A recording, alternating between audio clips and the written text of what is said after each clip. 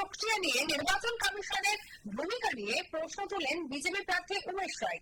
তার অভিযোগ, কমিশনের নতুন নির্দেশিকা অনুযায়ী যেসব বহুতলে আবাসনে ৩০০-র বেশি ভোটার থাকেন সেখানে ভোট কেন্দ্র স্থাপনের ব্যবস্থা করা উচিত ছিল, কিন্তু বাস্তবে এই নিয়ম কার্যকর না হওয়ায় এলাকায় একাধিক গুরুত্বপূর্ণ আবাসনে ভোট কেন্দ্রে বসানো সম্ভব হয়নি, এমনটাই বলে দাবি তার।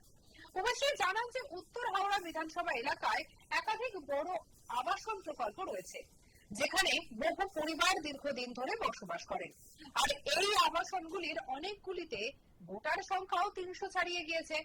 তার বক্তব্য, নির্বাচন কমিশনের সাম্প্রতিক গাইডলাইন অনুযায়ী এমন আবাসনগুলির মধ্যে ভোট গ্রহণ তৈরি করার কথা ছিল যাতে ভোটারদের যাতায়াত সহজ হয়, ভোটদানের হার বাড়ে। কি বলছেন বিজেপি প্রার্থী, শুনবো। দেখুন, আমরা আরোকে দেখেছি, আমরা ইলেকশন কমিশনকে বারবার বলেছি যে উত্তর হাওড়ায় অনেকগুলো হাইরাইজ বিল্ডিং কমপ্লেক্স আছে যেখানে আপনি বুথ করুন।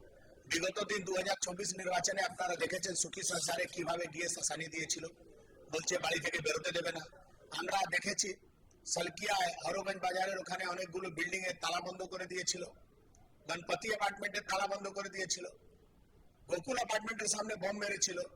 এই পুরো ঘটনা জানার পরও যেখানে ৩০০ থেকে বেশি ভোটার আছে, কেন ইলেকশন কমিশন সে বাড়িতে বুথ করলো না, তার ক্যাফিয়ত তাকে দিতে হবে। আমরা কালকেই প্রেস কনফারেন্সে জানলাম যে উত্তর হাওড়া একটাও বিল্ডিং নেই যেখানে ওই বিল্ডিং এর মধ্যে বুথ হবে। আমি ৩টে এক্সাম্পল আপনাকে দিচ্ছি, সুখী সংসার, সালকিয়া স্কুল রোড, ওয়াটকিন্স লেনে গোকুল অ্যাপার্টমেন্ট আর ক্ষেত্র মিত্রা লেনে গণপতি অ্যাপার্টমেন্ট, এই ৩টে বড় আবাসন যেখানে ৩০০ থেকে বেশি ভোট আছে। তাহলে এই বুথে কার দাবায় কাজ হলো না? তৃণমূল কংগ্রেসের জেলা সভাপতি যিনি উত্তর হাওড়া বিধায়ক, তার ভয়তে, তার প্রেসারে আরো কাজ করেননি, ইলেকশন কমিশন কাজ করেনি। এটা কিন্তু দুচারিতা আছে। আমি এই পুরো বিষয়ে কমপ্লেন চিফ ইলেকশন কমিশনারকে জানাবো। তবে তার অভিযোগ, সর্বদলীয় বৈঠকে জানানো হয়েছে যে উত্তর হাওড়ার কোন আবাসনই ওই নির্দিষ্ট নিয়মের আওতায় পড়ছে না, সেই কারণে কোনো বহুতল আবাসনে ভোট কেন্দ্র স্থাপনের অনুমতি দেওয়া হয়নি। আর এই সিদ্ধান্তকে তিনি প্রশ্নবিদ্ধ করে উল্লেখ করেছেন।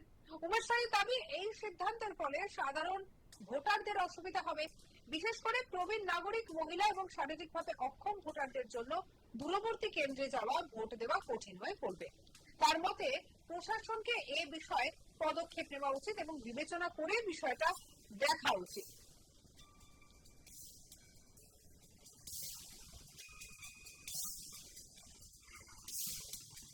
তিনি আরো বলেন, এই পরিস্থিতির সুযোগ নিতে পারে শাসক দল তৃণমূল কংগ্রেসের কিছু দুষ্কৃতী। তার বক্তব্য অনুযায়ী ভোট কেন্দ্রে যদি আবাসনের ভিতরে বা কাছাকাছি না হয় তাহলে ভোটের দিন বিভিন্ন ধরনের অনিয়মের সম্ভাবনা তৈরি হবে। উমেশ রায় নির্বাচন কমিশনের কাছে এই সিদ্ধান্ত পুনর্বিবেচনার দাবি জানিয়েছেন। তার মতে বাস্তব পরিস্থিতি খতিয়ে দেখে যেসব আবাসনে এরকম সমস্যা রয়েছে সেই বিষয়টা খতিয়ে দেখা দরকার। তার অনুরোধ, বাস্তব পরিস্থিতি খতিয়ে দেখে যেসব আবাসনে যথেষ্ট সংখ্যক ভোটার রয়েছেন সেখানে ভোট কেন্দ্র স্থাপনের অনুমতি দেওয়া হোক, এতে ভোট প্রক্রিয়া আরো স্বচ্ছ এবং সহজভাবে হবে বলেই তার মত। অন্যদিকে এই অভিযোগ ঘিরে রাজনৈতিক মহলে চর্চা শুরু হয়েছে, যদিও নির্বাচন কমিশনের পক্ষ থেকে এ বিষয়ে এখনো পর্যন্ত কোনো আনুষ্ঠানিক প্রতিক্রিয়া পাওয়া যায়নি। ফলে উত্তর হাওড়ার ভোট কেন্দ্র বন্টন নিয়ে বিতর্ক ক্রমেই জোরালো হচ্ছে। আমাদের কলিগ হিমাদ্রি ঘোষের রিপোর্টে নিয়ে দেখাবো।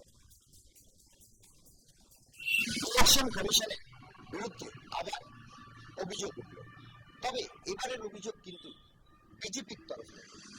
উত্তর হাওড়ায় বিজেপির ক্যান্ডিডেট উমেশ রায় সরাসরি অভিযোগ করলেন আমাদের কাছে যে ইলেকশন কমিশনকে বহুবার জানানো সত্ত্বেও উত্তর হাওড়ার বহুতল যে বিল্ডিং গুলো রয়েছে যেখানে ৩০০-র বেশি মানুষ বসবাস করে, ইলেকশন কমিশনের নতুন নিয়ম অনুযায়ী সেই সব আবাসনে বুথ হওয়ার কথা ছিল, কিন্তু প্রেস কনফারেন্সে তারা যখন কোথায় কি বুথ হবে সেই নিয়ে আলোচনায় বসেন এবং সেই আলোচনায় প্রেস কনফারেন্স করে জানানো হয় যে উত্তর হাওড়ায় কোনো বহুতল আবাসনে কোনো বুথের হওয়ার সম্ভাবনা নেই।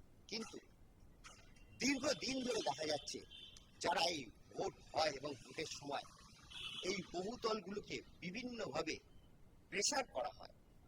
যখন যে দল সরকারে থাকে তখন তারা সেইভাবে প্রেসার করে, যখন সিপিএম এর সময় ছিল তখন তারা তাদের মতো করে প্রেসার করত, যেহেতু এই অঞ্চলে নন বেঙ্গলি অর্থাৎ বাঙালি নয় এই ধরনের মানুষরা বেশি বসবাস করে, সেই মানুষগুলোকে ভয় দেখিয়ে নিচে তালা বন্ধ করে জলের লাইন কেটে দিয়ে লিফটের লাইন কেটে দিয়ে নানাভাবে তাদেরকে ভয় দেখানো হতো। এবং এমনও করা হতো সিপিএম এর সময় যে বাড়িতে সাদা থান পৌঁছে দেওয়া হতো বলে শোনা যায়। এই থান পৌঁছে দিয়ে বাড়িতে বলা হতো ভোটের দিন কেউ বেরোবেন না, যদি বেরোন তাহলে কিন্তু বাড়ির মহিলাদের এই থানটাই পড়তে হবে। এই রকম পরিস্থিতির মধ্যে উত্তর হাওড়ায় ভোট দীর্ঘদিন ধরে হয়ে আসছে। তারপর 2021 সালে যখন সরকার চেঞ্জ হয়, মানুষ সেইবারে স্বতঃস্ফূর্তভাবে ভোট দিয়েছিল এবং ভোট দেওয়ার পরে টিএমসি সরকার আসে এবং এই টিএমসি সরকারও কিন্তু সিপিএম এর বি টিম হিসেবে কাজ করে বলে অভিযোগ করছেন উমেশ রায়। উমেশ রায় আরো বলছেন যে এই সরকার গত 24 সালে যে ইলেকশন হয়েছিল সেই ইলেকশনে বোম মেরেছে, গেটে তালা বন্ধ করে দিয়েছে এবং পাইপ লাইন কেটে দিয়েছে, লিফটের কানেকশন বন্ধ করে দিয়েছে। এই রকম ভাবে বহুভাবে মানুষকে উত্তপ্ত করে রেখেছে, ভয় দেখিয়ে রেখেছে, আতঙ্ক সৃষ্টি করেছে, যাতে করে সেই আবাসনের মানুষরা বেরিয়ে ভোট কেন্দ্রে না যেতে পারে এবং এই ভোট কেন্দ্রে না যাওয়ার ফলে তাদের ভোট যেখানে পড়ার কথা সেখানে না পড়ে অন্য জায়গায় ফলস ভোটিং এর সাহায্যে ফেলা যায়। এই অভিযোগ কিন্তু শুরু থেকেই উমেশ রায় করে আসছে এবং তিনি আবেদনও করেছিলেন।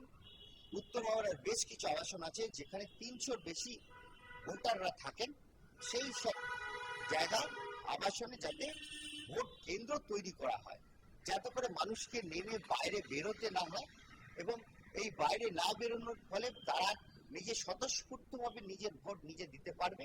এই জায়গাটা কিন্তু তৈরি করার চেষ্টা করেছিল, কিন্তু প্রেস কনফারেন্স দিয়ে সরকারিভাবে যখন জানানো হয় যে উত্তর হাওড়ায় কোনো ভোট কেন্দ্র করা হয়নি বহুতলের আবাসনের কাছে বা নিচে, সেই জায়গাগুলো তিনি কিন্তু এই বিষয় নিয়ে অভিযোগ দায়ের করবেন ইলেকশন কমিশনের কাছে বলে আমাদেরকে জানিয়েছেন।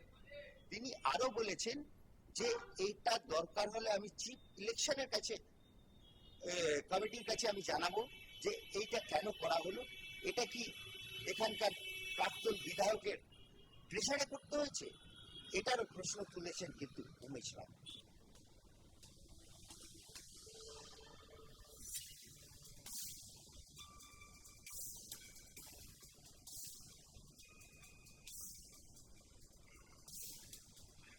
সঙ্গে রাখুন আজ তাক বাংলাকে। আপনার মতামত জানান কমেন্ট সেকশনে, সাবস্ক্রাইব করতে ভুলবেন না।